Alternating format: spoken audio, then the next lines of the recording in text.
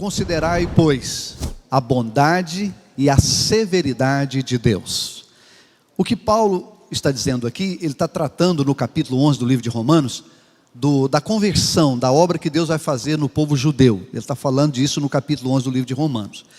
E aqui ele diz que nós devemos considerar as duas faces de Deus.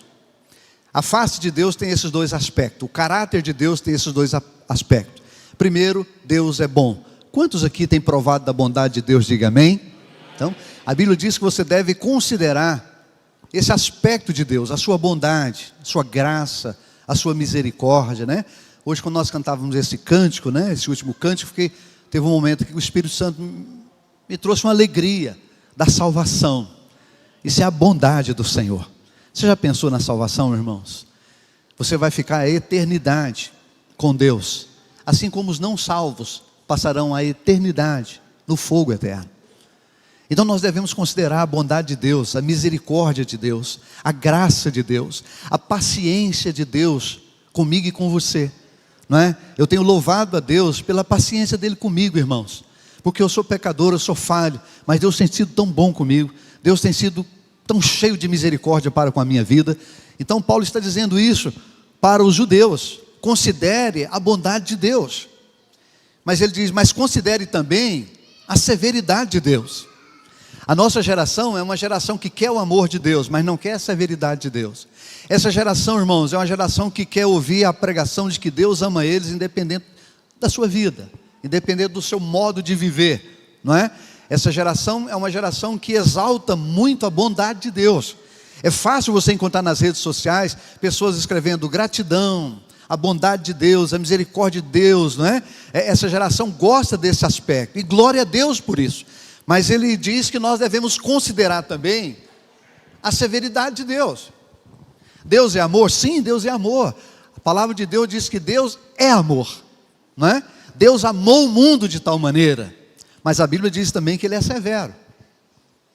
Ele tem o direito também de ser severo, ele tem o direito também de corrigir, ele tem o direito de exercer juízo. A atual geração de cristãos, elas querem ouvir a bondade de Deus, mas não querem ouvir o juízo de Deus. Eu disse aqui um dia atrás que algumas pessoas têm medo do livro de Apocalipse, mas você não deve ter nenhum medo do livro de Apocalipse se você é uma pessoa salva, porque nada do Apocalipse vai te atingir se você é salvo. Quem tem que ter medo do livro de Apocalipse é quem não é salvo, porque todo o juízo das Escrituras e todo o juízo que está em Apocalipse vem sobre os não salvos. Nós vamos daqui a pouco ver sobre os 5 juízos que a Bíblia fala. A Bíblia fala também de um juízo, de um tempo em que a igreja vai ser julgada também, mas ela não será julgada para condenação, ela será julgada para receber galardão, presente, recompensa de Deus. Então nós devemos considerar que Deus tem o direito de ser severo, Deus tem o direito de exercer o juízo, porque Ele é Deus. Quem entende isso, diga amém. Agora abra a sua Bíblia comigo em Gênesis no capítulo 6. O primeiro juízo de Deus com a humanidade veio através do dilúvio. O primeiro juízo veio através de água, e nós vamos ver que daqui a pouco que o segundo juízo vem com fogo. Gênesis capítulo 6, verso 17, verso 18. Nós precisamos entender por que Deus exerce juízo. Quando você está estudando sobre juízo na Bíblia, você precisa entender, irmãos, que sempre que Deus exerceu juízo, Ele exerceu porque o homem saiu da sua vontade. Ele fez isso porque o homem se rebelou contra Ele. Ele fez isso porque aquela geração, por exemplo, a geração de Noé, a palavra de Deus diz que toda aquela geração, com a exceção de Noé, a Bíblia nem fala que foi a família de Noé. A Bíblia fala que foi Noé que achou graça diante de Deus. A Bíblia nem diz que foi a esposa e os filhos de Noé. A esposa e os filhos fizeram parte do pacote, mas a Bíblia diz que foi Noé quem achou graça diante de Deus. Mas toda aquela geração se corrompeu, se perdeu, virou as costas para Deus. E Deus exerce o primeiro juízo sobre a humanidade através de água. Olha o texto: porque estou para derramar águas em dilúvio sobre a terra, para consumir toda a carne, em que há fôlego de vida debaixo dos céus, tudo o que há na terra perecerá. Próximo verso: Contigo, porém, com Noé, estabelecerei a minha aliança. Entrarás na arca, tu, teus filhos, tua mulher e as mulheres dos teus filhos. A casa de Noé foi salva do primeiro juízo, porque a Bíblia diz que Noé achou graça diante de Deus. Quem achou graça em Jesus, dá glória a Deus? Amém, amados? O dilúvio é a primeira figura do arrebatamento, porque até o dia do dilúvio não chovia na terra, ninguém sabia o que era chuva. Quando Deus disse, olha, eu vou derramar água do céu, aquilo foi surpresa. Aquilo as pessoas tinham dificuldade de entender o que era aquilo que Deus estava anunciando. Assim como nós estamos anunciando que Jesus vem do céu, e as pessoas têm dificuldade de entender. Porque até aquele tempo, a terra era regada de baixo para cima. A água vinha até na face da terra e descia. Assim a terra era regada. Mas Deus disse, eu vou derramar água dos céus. A palavra céu está no plural, não é? Porque a Bíblia fala de 3 céus. O céu visível, o segundo céu, que é a batalha espiritual, e o terceiro céu, que é onde Deus habita, onde fica o trono de Deus. Deus disse, eu vou derramar água dos céus sobre essa geração, vou trazer o dilúvio, eu vou trazer o juízo sobre essa geração, porque toda ela se corrompeu. Irmãos, a Bíblia diz que Deus desceu para ver aquela geração, e aquela geração havia virado as costas totalmente para Deus, com exceção de Noé e a sua casa, que foi salvo pela arca. A arca é uma tipologia de Cristo, assim como nós somos salvos da ira, através da nossa confissão em Jesus, como nosso Senhor e Salvador. Amém? Agora vai comigo para 2 Pedro, capítulo 3. Se você puder abrir a sua Bíblia, eu gostaria que você abrisse a sua Bíblia nesse texto. Fala sobre o segundo juízo de Deus sobre o homem. O primeiro veio com água, o segundo virá como fogo. 2 Pedro capítulo 3, o verso 7. Pode projetar, por favor. 2 Pedro 3, 7. Se você puder abrir a sua Bíblia, bom você marcar esse texto. Ora, os céus que agora existem e a terra, pela mesma palavra, têm sido entesourados para fogo, estando reservado para o dia do juízo e destruição dos homens ímpios. O texto diz que a terra, essa terra que nós estamos pisando nela, ela está entesourada. Essa expressão aí no grego é guardada, é preservada para o dia do fogo, virá fogo. Deus vai exercer o segundo juízo sobre a humanidade através do fogo. O ímpio, segundo Apocalipse capítulo 20, ele será lançado no lago de fogo, porque ele não reconheceu Jesus, ele não reconheceu a graça de Deus, a misericórdia de Deus em ter oferecido o seu Filho. Então o primeiro juízo vem com água, o segundo juízo vem com fogo.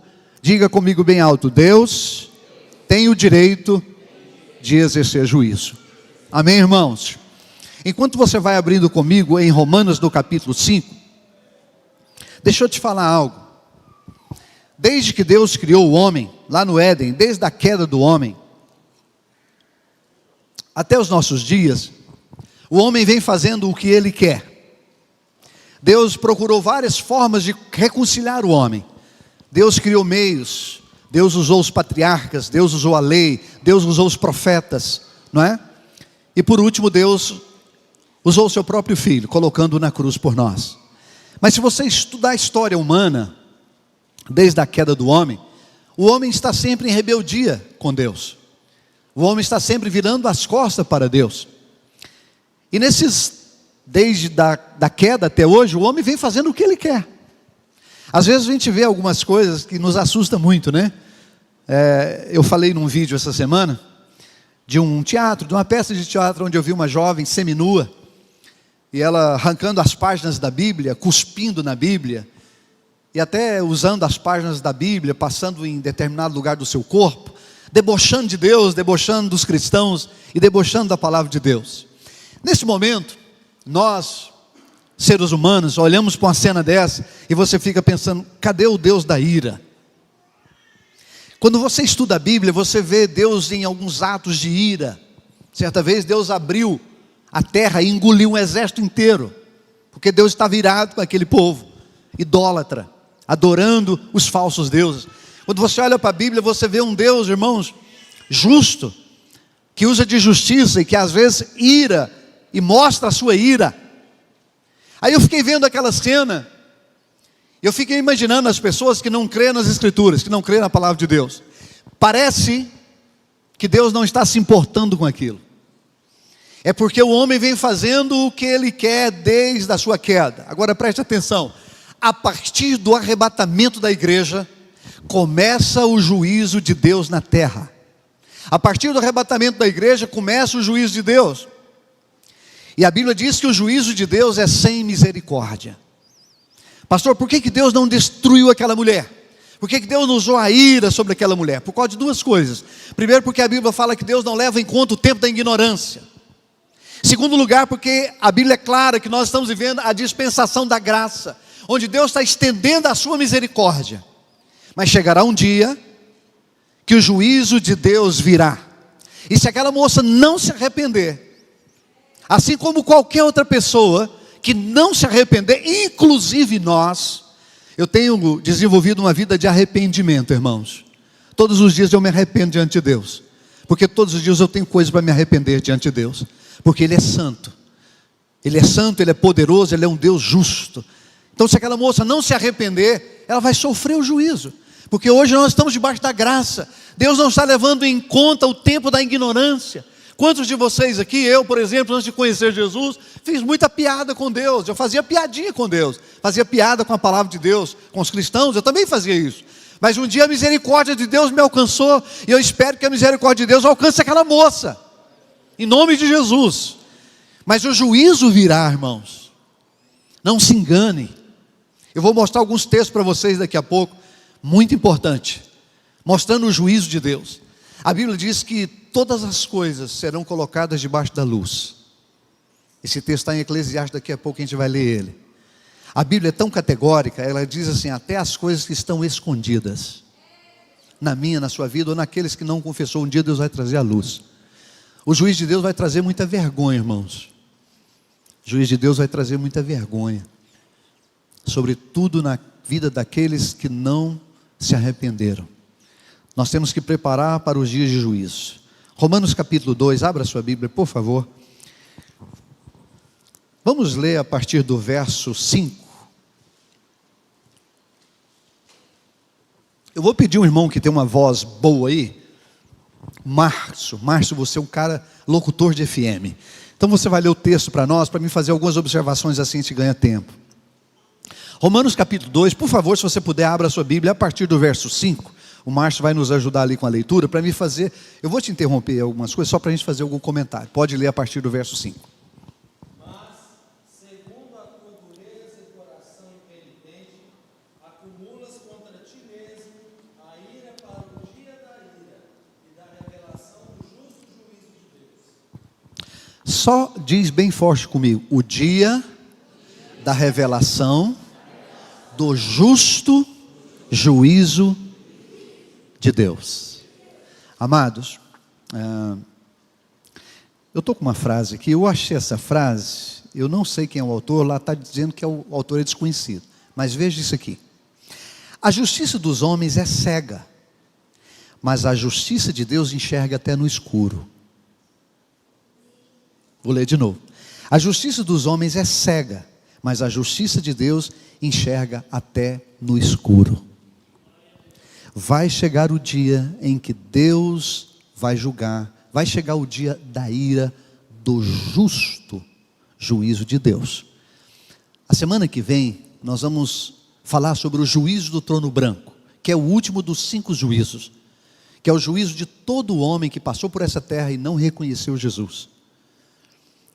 Depois nós vamos ler no final só o texto, e a semana que vem nós vamos trabalhar em cima do texto. Uma das coisas mais espetacular do juízo do trono branco é que lá não vai ter mamãe, não vai ter papai. Lá não tem como você corromper o juiz. Lá não tem como você corromper o promotor. Lá não tem como você corromper o desembargador. Não, lá não tem um STF corrompido. No juízo de Deus é um juízo justo, severo, poderoso, porque é o próprio Deus quem está realizando. Sabe, queridos, e nós temos que nos preparar no conhecimento, porque a Bíblia diz que a igreja, ela é a testemunha do Cordeiro. No juízo do trono branco, você está julgando os ímpios junto com Jesus. Eu vou ler para você semana que vem um texto de Coríntios que Paulo diz assim: vocês não sabem que vocês irão julgar o mundo? Quando é que nós vamos julgar o mundo? No juízo do trono branco, junto com o Senhor. Porque no juízo do trono branco nós somos as testemunhas do Cordeiro. Sabe por que a Bíblia chama você de testemunha? É por causa do juízo do trono branco. Porque um dia você será testemunha junto com o Senhor, de que todos tiveram a oportunidade de ouvir o Evangelho, e todos tiveram a oportunidade de se arrepender dos seus pecados e se converterem a Jesus. O irmão já vai atender, pode ficar tranquilo. Continua, por favor. Que retribuirá a cada um segundo o seu procedimento. A vida eterna aos que, perseverando em fazer o bem, procuram glória, honra e incorruptibilidade. Mas ira e indignação aos facciosos, que desobedecem à verdade e obedecem à injustiça. Tribulação e angústia virão sobre a alma de qualquer homem que faz o mal. Quantos homens, amados? Quantos homens? Qualquer homem. Esse texto, Paulo está dizendo o seguinte: o juízo vai vir sobre todos. Mas, se você pegou a prática do bem, se você serviu a Deus, se você buscou o caminho do Senhor, você não sofrerá o dano. Você pode dar um glória a Deus? Um dos maiores motivos de louvor que eu tenho a Deus, irmãos, é saber que eu não vou sofrer o dano do juízo eterno, por causa da graça e da misericórdia do Senhor. Porque Deus me amou com um amor verdadeiro, porque Deus me perdoou, porque Deus pegou os meus pecados e lavou no sangue do seu Filho. Amém, amados? O juízo vai ter uma divisa. A divisa do juízo é o sangue de Jesus. Esse sangue intransponíveis. A palavra de Deus diz que Deus vai separar os bodes das ovelhas. E aqueles que serviram a Ele, Deus vai dizer: vinde, benditos de meu Pai, entrai no gozo eterno. Não tem nenhum lugar na Bíblia que diz que a igreja sofrerá dano de juízo. Não, porque Jesus carregou sobre si, sobre o madeiro, todas as nossas maldições. Amém, amados? Pode continuar. Tribulação e angústia virão sobre a alma de qualquer homem que faz o mal, ao judeu primeiro e também ao grego.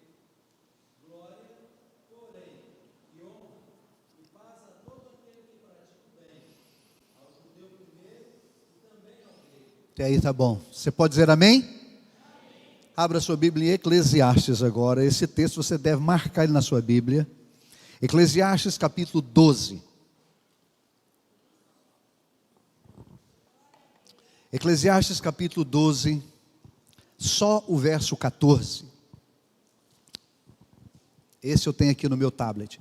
Eclesiastes 12, 14 diz assim: porque Deus há de trazer a juízo todas as obras, até as que estão escondidas, quer sejam boas, quer sejam más. Vou ler de novo. Eclesiastes 12, 14. Porque Deus há de trazer a juízo, preste atenção nessa expressão, há de trazer a juízo todas as obras, até as que estão escondidas, quer sejam boas, quer sejam más. Olhe para mim um instante. Essa expressão, trazer a juízo, no original hebraico, porque o Velho Testamento foi escrito em hebraico, e o Novo Testamento em grego e aramaico. Mas no hebraico, essa expressão trazer a juízo significa colocar debaixo da luz. Irmãos, tudo que coloca debaixo da luz você vê perfeitamente. O que está no escuro, o que está nas trevas, o que está escondido você não enxerga. Mas quando você coloca debaixo da luz, você vê perfeitamente. Então o texto diz que Deus há de trazer, é Deus quem vai trazer. Não é homens, não é sistema, não é pastor, é Deus. Deus trará a juízo. Ele vai trazer para julgar. Ele vai trazer para exercer o juízo. Todas as obras. E há muitas coisas escondidas. Tem gente, irmãos, que passou por uma vida com coisas ocultas, que nós não sabemos, que ninguém sabe, mas que um dia Deus vai colocar na luz. E é interessante, olhando para esse texto, como Deus é justo. Aqui você vê como Deus é justo, irmãos, porque Ele vai trazer à luz as boas e as más. Ele vai trazer as boas também. Deus é muito bom. Porque no juízo do trono branco, com certeza, alguém que você pregou para ele, ele não quis se arrepender dos seus pecados, talvez ele vai dizer: por que fulano vai e eu não vou? Aí Deus vai mostrar o que foi bom. Segundo o texto que nós acabamos de ler de Romanos, é que ele atendeu ao chamado do Evangelho, ele atendeu ao chamado ao arrependimento, ele se arrependeu dos seus pecados, ele reconheceu Jesus publicamente, ele recebeu sobre ele o sangue dele, e as obras dele estão aqui, ó. Porque todas as nossas obras, a Bíblia diz que elas feitas em Deus, elas manifestam a luz. Amém, amados? Então Deus é justo, Ele vai trazer tudo à tona, vai trazer o que é bom e vai trazer também o que é ruim. Então Ele vai exercer juízo, porque Deus, na sua totalidade, no seu poder, na sua onisciência, Ele sabe julgar o que é bom e julgar o que não é também. Irmãos, só Deus tem o direito do juízo perfeito. Ele sabe julgar. Quando a Bíblia diz assim, não julgueis, é porque nós não sabemos julgar. Mas Deus sabe julgar. E Ele julga, nós vamos ler daqui a pouco um texto em Salmo, que a Bíblia diz que Ele julga com retidão. Ele é reto. Ele é corretíssimo. Ele não pende nem para um lado nem para o outro. Vou repetir, no juízo final não tem papai, não tem mamãe, não tem ninguém. É o reto juízo do Senhor. Salmos 119, verso 42, se você quiser abrir, Salmo 119, verso 142, diz assim: tua justiça é eterna, e tua lei é verdadeira. Diga comigo, a lei do Senhor, todo mundo, a lei do Senhor é verdadeira. Amém, irmãos? Pastor, como que Deus vai julgar todas as coisas? Como que Deus vai julgar a humanidade? Ele vai julgar pelo reto juízo. Ele vai julgar pela sua lei. Pastor, o que vai estar no dia do juízo ao lado de Deus? A palavra dele, as escrituras, esse livro que está aí na sua mão. Deus vai julgar segundo a sua verdade, segundo a sua lei, segundo o que está escrito. Amém, irmãos? Por isso nós precisamos conhecer as Escrituras. Por isso nós precisamos de uma profundidade nas Escrituras. Porque todos serão julgados segundo a justiça de Deus. Ele diz que a sua justiça é eterna. Preste atenção no que eu vou te dizer. As pessoas que sofrerão o dano da segunda morte, eu vou falar sobre isso na próxima aula, sobre o dano da segunda morte. A Bíblia fala de 2 nascimentos, de 2 vidas e de 2 mortes. Quem é nascido da carne é? Quem é nascido da carne é? Carne. Quem é nascido do Espírito é? Espírito, 2 nascimentos. Romanos capítulo 8 fala das 2 vidas, da vida carnal e da vida espiritual, mostrando que aqueles crentes, mesmo convertidos que andam na carne, não podem agradar a Deus. Mas aqueles que andam no Espírito, esses sim agradam a Deus. Então existem 2 vidas. E o livro de Apocalipse, no capítulo 20, fala sobre o dano da segunda morte. Deixa eu explicar rapidamente para você o que é o dano da segunda morte. Uma pessoa salva, preste atenção, pessoa salva, ela reconheceu Jesus, ela confessou os seus pecados, ela fez a boa confissão, foi batizada em arrependimento. Essa pessoa ela é salva, mas ela morreu, seu coração parou de bater. Qual o dano que ela sofreu? Ela sofreu o dano da primeira morte. Ela não vai sofrer o dano da segunda, porque ela é salva. Amém? Agora imagina uma pessoa que não se converteu. Imagina uma pessoa que não se arrependeu dos seus pecados, não passou pelo processo do novo nascimento, e essa pessoa morreu fisicamente, o coração dela parou. O que aconteceu com ela? Ela vai sofrer o dano da primeira e da segunda morte. Vai sofrer o dano da primeira, morte física, e vai sofrer o dano da segunda morte. Apocalipse fala que os salvos, eles não sofrerão o dano da segunda morte. Porque o problema não é a primeira, amados. Se Jesus demorar muito voltar, todos nós aqui vamos morrer. Imagine que ele vem daqui a 100 anos. Talvez alguns ainda estejam de pé, né? Mas a maioria de nós não vamos estar aqui. Então o problema não é o primeiro, o problema é o segundo. Porque o dano da segunda morte é eterno. E o livro de Apocalipse é muito claro, diz que o capítulo 20, que as pessoas que sofreram o dano da segunda morte foram lançados no lago de fogo aquecido. Quando uma pessoa morre sem Jesus, para onde ela vai, segundo a parábola do rico e Lázaro? Para onde que ela foi? Ela foi para o Hades. Você já leu a parábola do rico e Lázaro? Quem já leu? Você precisa ler aquela parábola. Aquela parábola te ajuda muito a evangelizar e explicar um monte de coisa. Aquela parábola ela é riquíssima. Porque o homem, o rico que morreu sem arrependimento, e ele não foi para o inferno, não porque ele era rico, tem nada a ver, isso é uma bobagem. Ele não se arrependeu dos seus pecados. A Bíblia diz que ele foi para um lugar de tormento. A palavra no original ali é Hades, que não é inferno.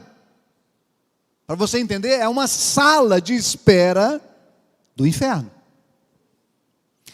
Ele clama, diz, pai Abraão. Interessante ele chamar de pai Abraão, né? Porque quem chama Abraão de pai são os da fé. O que aconteceu com ele, hein, irmãos? São coisas para a gente pensar, não é? Ele diz, pede Lázaro para molhar a ponta do dedo e pingar na minha língua. Tamanha era a aflição daquele homem. Jesus disse assim, olha, não tem como, porque entre você e Lázaro há um abismo, que o Salmo 23 chama o vale da sombra da morte. Certa vez eu conversei com um homem que morreu e ressuscitou, pastor João Carlos Marques, há 3 anos atrás, ele morreu de verdade, agora está com o Senhor. A experiência desse homem é extraordinária, você pode conferir lá no YouTube, né? Você pode colocar lá testemunho do pastor João Carlos Marques, um homem que morreu, ressuscitou, a história dele é linda, um pastor batista. Deus falou que ele ia encontrar várias pessoas ressuscitadas no mundo, uma delas era o filho do Pão de Show, que foi ressuscitado, né? E quando ele encontrou todas essas pessoas, Jesus levou ele de verdade. A história dele é linda, e eu conversei com esse homem um dia até tarde da noite, entrando pela madrugada, e ele me disse que no momento que o coração dele parou, ele sofreu um infarto. Ele estava dentro da casa do pai do pastor Danilo Figueira, lá de Ribeirão Preto, né, da comunidade cristã, acho que a maioria que conhece. Ele caiu no quarto, sofreu um infarto, caiu lá, e naquele momento estava tendo naquela casa uma reunião de oração, e as irmãs estavam esperando para levar ele para a igreja, que ele ia pregar, e deu horário, e ele não saía do quarto. As irmãs foram até lá, chegou lá, ele estava morto. E ele estava me explicando que no momento que ele caiu, irmãos, ele saiu do corpo. O espírito dele saiu do corpo dele, ele ficou vendo o corpo dele. Ele disse que naquele momento, um anjo parou do lado dele. Diz que um anjo muito alto, uma cinta dourada aqui, bem na cintura aqui, pegando uma parte grande da barriga. E o anjo virou para ele e mandou ele enfiar as mãos aqui, ó, atrás do cinto. E ele falou, Geraldo, quando eu coloquei a minha mão lá, aquilo prendeu a minha mão, prendeu literalmente. E o anjo mergulhou, ele fez um movimento para cima e para baixo. Eu pensei, vai rachar a minha cabeça no chão. Mas era o Espírito. O Espírito, você se lembra depois da ressurreição, que Jesus passou por uma parede, não é? E apareceu aos discípulos. Então o anjo subiu com ele e desceu.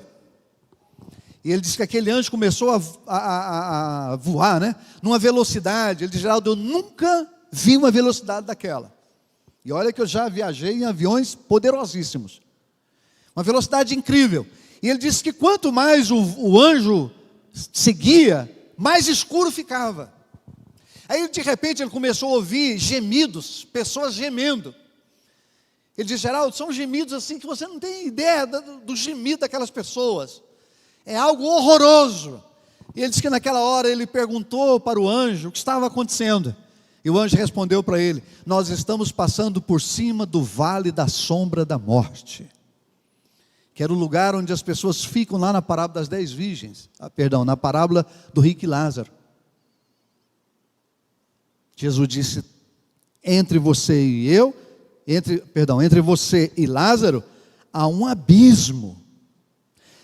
As pessoas ficam ali até o juízo do trono branco. A Bíblia fala que o inferno vai devolver os seus mortos. O Hades, a terra, o mar, o além.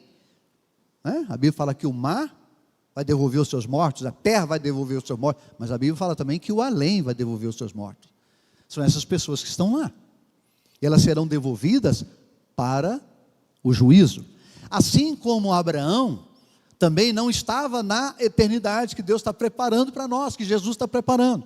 Uma pessoa, quando ela morre com Jesus, ela vai para os seios de Abraão, que no original grego significa lugar de delícia, que ainda não é onde nós vamos viver eternamente com Deus, porque o livro de Apocalipse termina falando sobre novo céu e nova. Esse novo céu é o lugar que Jesus está preparando, onde nós teremos acesso, e teremos acesso também à terra e toda a criação de Deus, todo o universo. Você pode dar uma glória a Deus? Com o nosso corpo glorificado. Então, quem morre sem Jesus, sofre o dano da segunda morte, da primeira e da segunda. Mas se alguém morrer em Cristo, não sofre o dano da segunda morte. Quem entende isso, diga amém. Glória a Deus. Então abra sua Bíblia comigo agora, por favor, no livro, eu não sei se nós, quanto tempo nós, meu tempo está voando aqui. Vamos ler Apocalipse. Vou só fazer a leitura desse texto, irmãos, porque não vai dar para a gente ler tudo.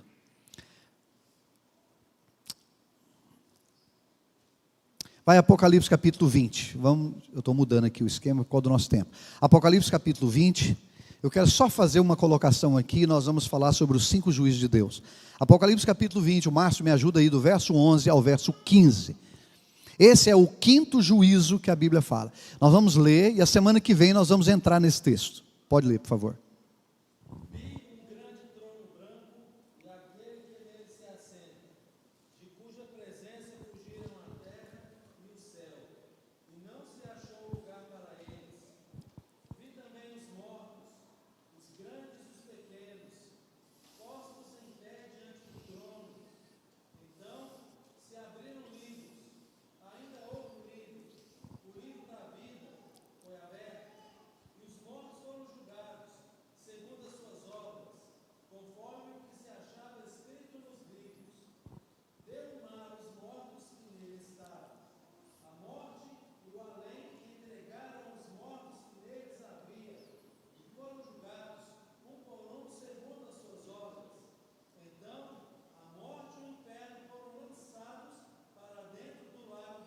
Você está percebendo que tem 3 coisas: a morte e o que mais?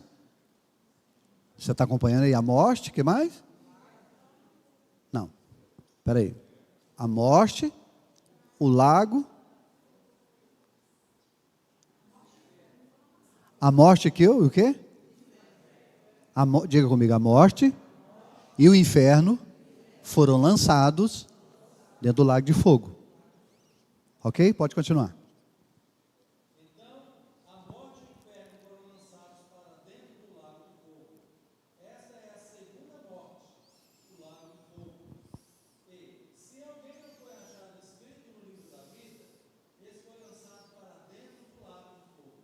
Ok, eu vou fazer só 3 comentários aqui, bem rápido. Semana que vem nós vamos esmiuçar esse juízo do trono branco. Eu quero citar os outros 4 juízos que a Bíblia fala. Mas deixa eu te fazer 3 colocações. Primeiro, esse juízo, irmãos, juízo do trono branco, toda pessoa que passou por essa terra, de qualquer lugar do mundo, de qualquer país do mundo, todo ser humano que passou por essa terra, com exceção das crianças que morreram antes de atingir a consciência, porque elas são salvas, porque não tiveram consciência de pecado, não é? Pastor, por que vocês não batizam criança? Porque não é bíblico.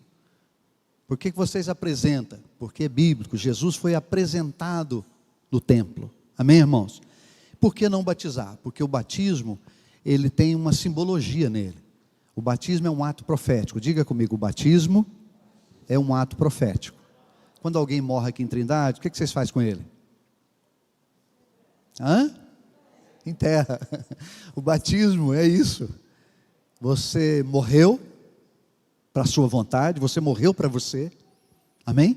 Diga comigo, converter é morrer para a nossa vontade. Irmãos, nós precisamos dar aqui algumas aulas sobre converter, sobre o que é uma pessoa convertida. Infelizmente, nossas igrejas, tem muita gente ainda que não nasceu de novo, que não teve a experiência do novo nascimento, não entende o que é nascer de novo. E elas ficam vivendo uma vida religiosa e não uma vida salva. Eu tenho um material do John Stott, maravilhoso sobre isso. A diferença de uma pessoa religiosa com uma pessoa que de fato teve uma experiência de novo nascimento, de mudança de vida. Quem entende isso, diga amém. Mais uma vez, diga amém. Né?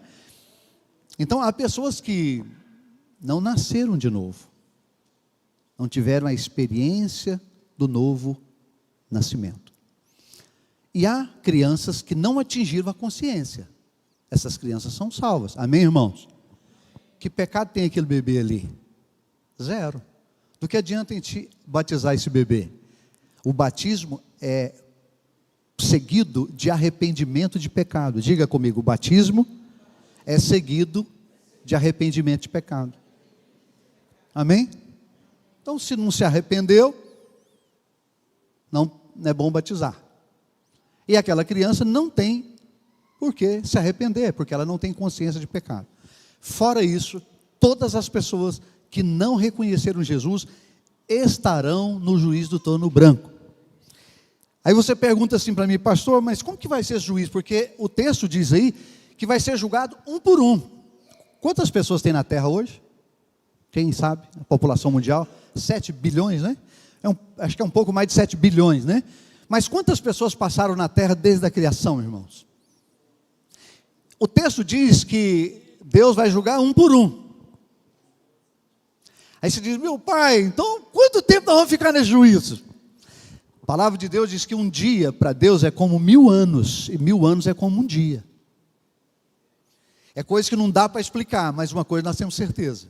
Deus vai cumprir a palavra dele e um por um será julgado. Por que um por um? Porque Deus é justo, irmãos. E Ele vai julgar segundo as Escrituras com o seu testemunho. Diga bem forte comigo, no juízo trono branco. Fala, irmão, parece que vocês não jantaram. No juízo trono branco, eu sou a testemunha do Cordeiro. Amém? Eu expliquei isso aqui esses dias atrás, vou explicar de novo. Imagine que você prega para uma pessoa e ela não quis Jesus, ela não quis se arrepender. Você foi lá, deu o plano da salvação, evangelizou, ela não quis, é um direito das pessoas, né? Aí, no juízo do trono branco, quando ela for julgada, quando Deus der a sentença para ela, que é o lago de fogo, ela vai procurar de alguma forma se defender. Dizer, não, eu não posso ir para lá não. Você está rindo porque eu bebi a quente, né? Aí ela vai começar a argumentar, que eu não tive oportunidade, que eu não fiquei sabendo. Aí sabe o que Deus vai fazer, irmão? Deus vai ligar o telão dele, que é muito melhor que o nosso aqui. Deus vai ligar o telão dele e vai mostrar o dia, o mês, o ano, a hora, aonde, o local que você evangelizou aquela pessoa. E Deus vai chamar você. Está aqui a minha testemunha. Dia tal, mês tal, essa pessoa falou do meu amor, falou do que eu fiz por você pelos seus pecados, como eu dei o meu filho para que você fosse salvo através da fé no sacrifício do meu filho. Você não quis. Deus é justo, amém, irmão? Então Deus vai julgar todos. Pastor, mas e aquela pessoa que fez tantas obras boas? Os crentes precisam conhecer as Escrituras, irmão. Ah, mas aquela pessoa que fez tantas obras boas. Está sendo gravado, mas eu recebi um convite agora. Eu vou pregar para um grupo de 150 católicos aqui no interior. Fui convidado para dar uma palestra para esses católicos sinceros, irmãos, que leva Deus a sério, né? Aqui numa cidade do interior. Mas as pessoas falam assim, não, mas como que pode? Fulano fez tanta obra, deu dinheiro para tanta gente, deu dinheiro para tantos pobres, supriu a necessidade. Gente, eu conheço gente boa, gente não convertida. Um dos cantores sertanejos mais devasso que tem, prostituto da pior espécie que tem, irmãos, ele dá dinheiro para o hospital de câncer, ele ajuda a casa de recuperação de menino, de drogado, ele faz tanta obra, irmãos. Bom, a Bíblia diz que a salvação é pela graça e pela fé. Você é salvo por fé e pela graça para as obras. A salvação não depende das obras, mas quem é salvo tem obras. Mas se você só tem obras, você não é salvo. Porque a salvação não é pelos meus méritos. A salvação, irmão, nenhum de nós tem mérito nenhum na nossa salvação. Foi o Espírito Santo que convenceu você do seu pecado. A Bíblia diz que é Ele que convence. Ah, eu fui para Deus. Você não foi para Deus, irmão. Deus buscou você. A Bíblia diz que o Espírito Santo foi lá, convenceu você. Você se arrependeu porque o Espírito Santo agiu em você. Você creu para a salvação, porque o Espírito Santo te deu essa fé, porque a Bíblia é muito clara, ela fala sobre pelo menos 3 tipos de fé, e uma delas é a fé para a salvação. E foi o Espírito Santo que te deu essa fé. Então nós não temos mérito na salvação. A obra, a glória é toda de Jesus. Nós devemos levantar as nossas mãos e dar glória a Deus, mas foi Ele que operou tudo em nós, porque a Bíblia diz que Ele opera tudo em nós, amados. Mas ninguém será salvo pelas obras. Mas aquele empresário salvou tanta gente, matou a fome de gente lá na África. Glória a Deus por isso. Ainda bem que ele fez isso. Mas não terá o direito da salvação. Porque a salvação é no reconhecimento do sacrifício do Filho de Deus. Irmãos, no dia do juízo, quem não estiver atrás da cruz, quem não estiver debaixo do sangue de Jesus, vai sofrer o dano. Porque Deus não vai negociar o sacrifício do seu filho. O preço que Deus pagou pelos nossos pecados foi altíssimo, amados. Foi o sangue do seu único filho. Você já pensou se Deus tivesse respondido à oração de Jesus no Getsêmani? Todos nós estávamos perdidos no inferno. Porque nem Jesus queria a cruz, irmão. Jesus sabia do que era a cruz. Quando Jesus lia o profeta Isaías, porque quando ele chegou na sinagoga, eles deram a Torá para ele, né? E ele foi lá e ele abriu no livro do profeta Isaías.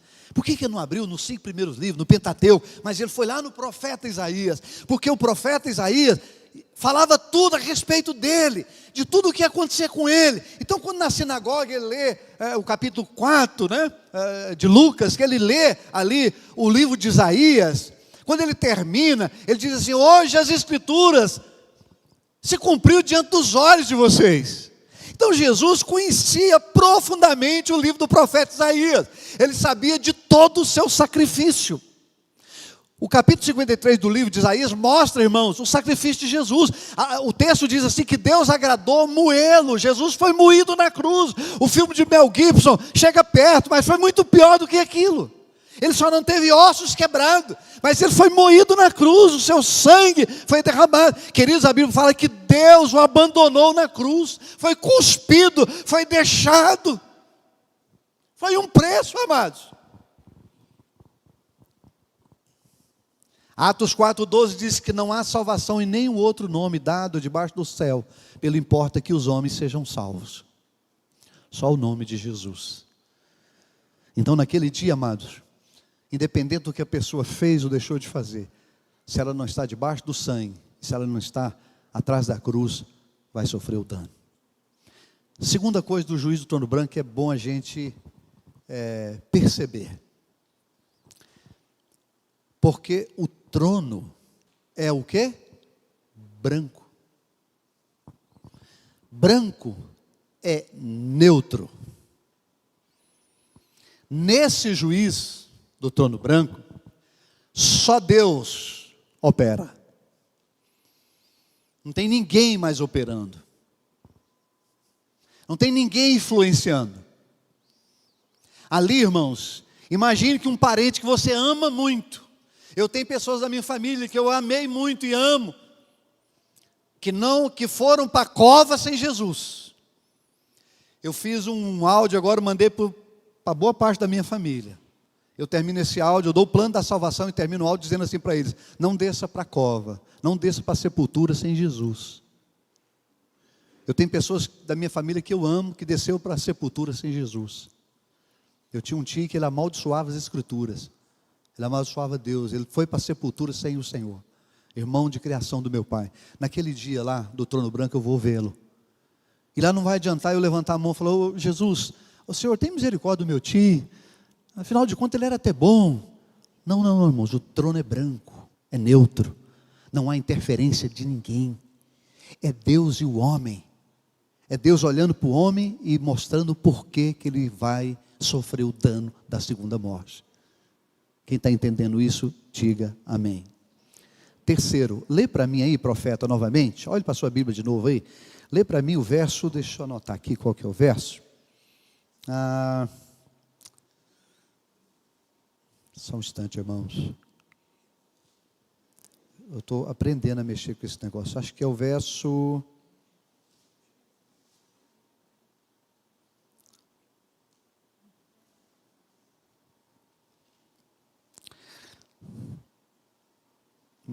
deixa eu separar ele aqui.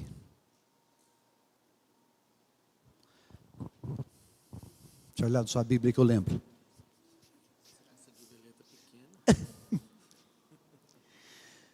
Treze. Olha o 13 aí.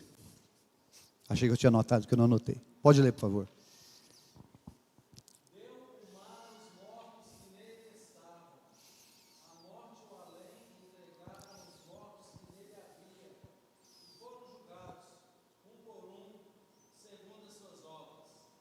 Tá, só a primeira parte do verso fala que o mar, e o que mais? Quem sabe de uma pessoa que morreu no mar e o corpo nunca foi encontrado? Há muitas. Então o mar vai devolver, a morte, o além vai devolver, a terra vai devolver, todos estarão diante de Deus.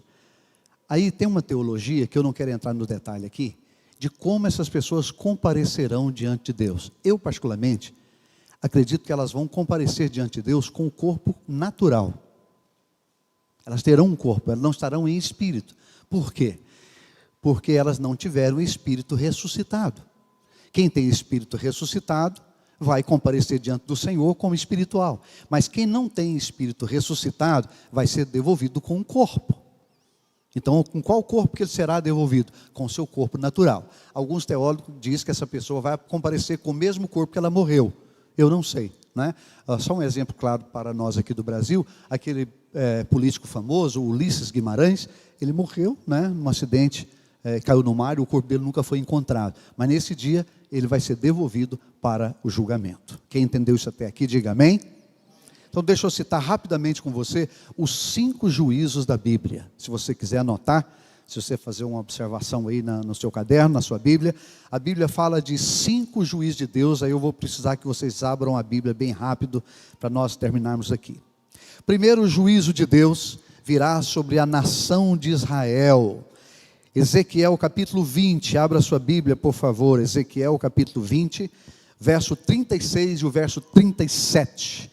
Esse é o primeiro juízo, o juízo da nação de Israel. Aí eu estou falando do Israel natural, não o Israel espiritual, porque o Israel espiritual é a igreja. Mas o primeiro juízo de Deus é sobre o Israel natural.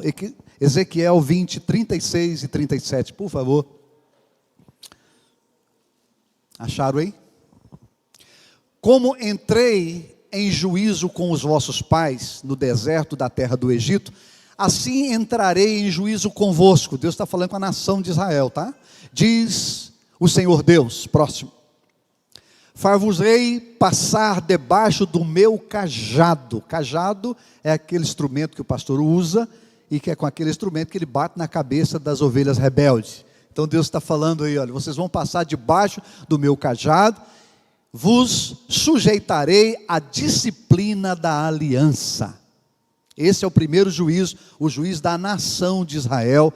Deus vai trazer um juízo sobre o Israel natural, sobre os judeus que não se arrependeram. Deixa eu só fazer uma colocação, olha para mim um pouquinho, irmãos, porque há uma ideia aí no mundo que os judeus são salvos fora da fé, não é? Tem um ensino aí que diz que os judeus serão salvos com ou sem Jesus. Isso não tem fundamento bíblico. Eu posso mostrar para você no livro de Romanos, que a Bíblia é muito clara. Os judeus, ele precisa de arrependimento, ele precisa se converter a Jesus, igual a qualquer outra pessoa. É por isso que Paulo diz que o arrependimento, ele veio tanto para o grego quanto para o judeu, não é? É esse juízo que virá sobre o Israel natural, que não reconheceu o Messias, que não reconheceu a obra de Jesus. Segundo julgamento, é o julgamento dos anjos caídos. Judas, abre lá sua Bíblia, é no penúltimo livro da Bíblia. Esse é o segundo julgamento, julgamento dos anjos caídos. Judas, verso 6. Márcio, lê para mim o verso 6 e o verso 7. Segundo julgamento dos anjos caídos, dos demônios. E a anjos, os que não guardaram o seu estado original, mas abandonaram o seu próprio domicílio, ele tem guardado sob trevas e algemas eternas para o juízo do grande dia. Como Sodoma e Gomorra e as cidades circunvizinhas, que havendo-se entregado à prostituição, como aqueles, seguindo após outra carne, são postas para exemplo do fogo eterno, sofrendo punição. Tá, volta no 6, por favor aí.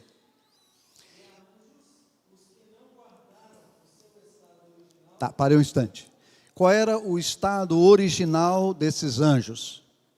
Eles estavam nos céus, eram anjos de Deus, eram do bem, não é? E quando Satanás ficou soberbo, quando o coração de Satanás ficou soberbo e ele quis ser maior do que Deus, na sua rebeldia, a palavra de Deus diz, também está no livro de Ezequiel, que ele foi jogado na terra e ele laçou 1/3 dos anjos. São esses anjos que perderam o estado original deles e foram transformados em demônios.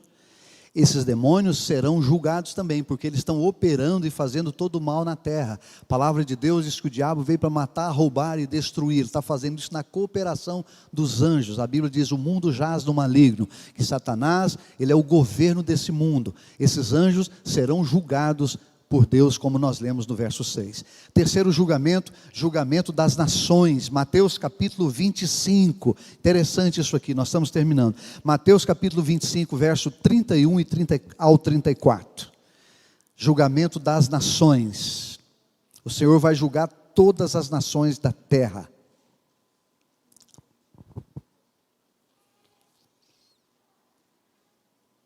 Ajuda nós aí, profeta.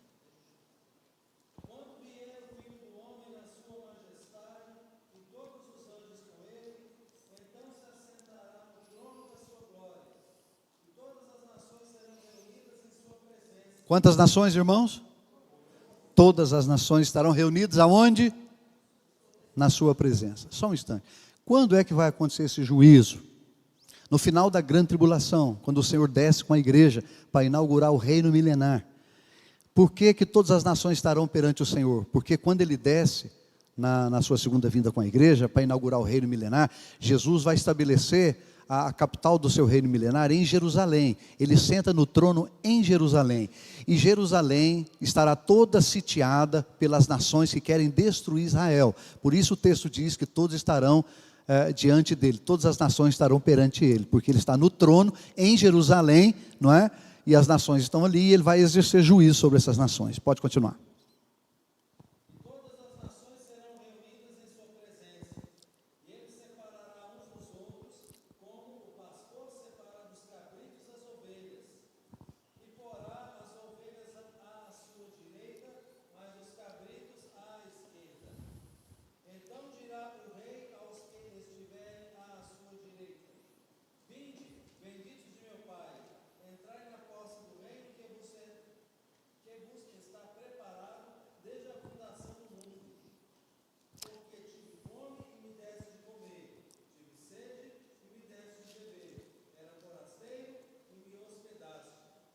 Até aí tá bom, até aí tá bom.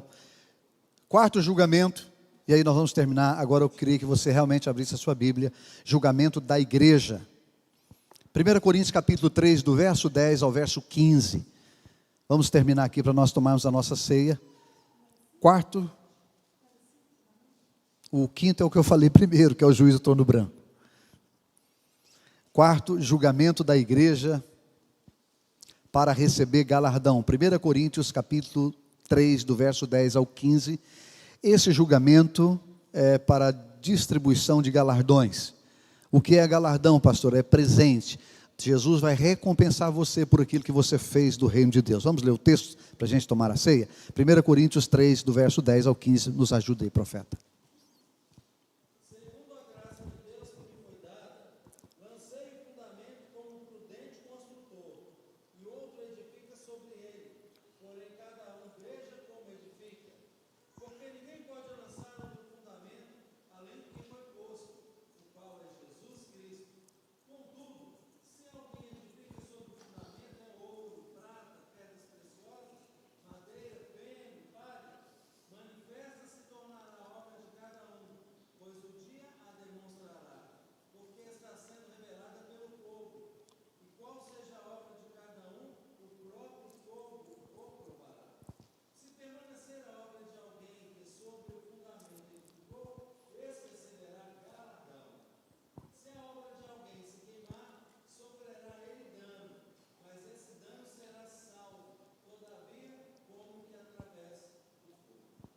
Queridos, o texto é longo, não dá para a gente explicar, mas só rapidamente dizendo, todas as nossas obras serão colocadas diante de Deus e elas serão provadas, não é?